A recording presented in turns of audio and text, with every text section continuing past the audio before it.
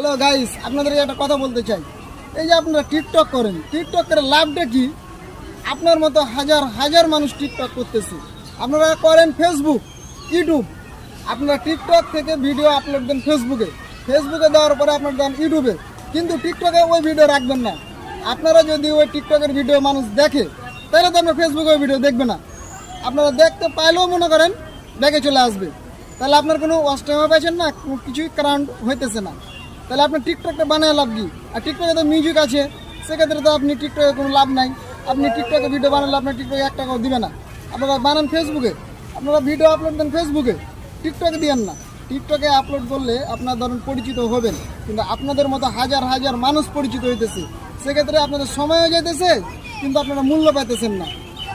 তো আমি চাই যে আপনারা শর্ট ভিডিও বানান বা যাই ভিডিও বানান, আপনার নিজের কিছু ভয়েস ভিডিও বানান ফেসবুকের জন্য অথবা ইউটিউবের জন্য।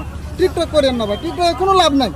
এটা আমি বলতেছি, আমিও করতাম এক সময়, কিন্তু এখন আর করি না ভাই। আমি এই জন্য টিকটক বাদ দিয়ে দিয়েছি। আমার দেখেন টিকটকে কয়েকটা ভিডিও দেওয়া আছে, কিন্তু আমি পরে বুঝতে পারছি যে না, আমার টিকটকে কোনো লাভ নাই। আমার লাভ আছে ফেসবুক এবং ইউটিউবে, আমার প্রত্যেকটা ভিডিও বা ভয়েস দেওয়া। তো একটা কমেন্ট অন্তত করিয়েন, ফলো বা সাবস্ক্রাইব করা লাগবে না। যদি ভিডিওটা ভালো লাগে তাহলে আপনারা যেটা করছেন সেটা অবশ্যই করিয়েন। আসসালামু আলাইকুম।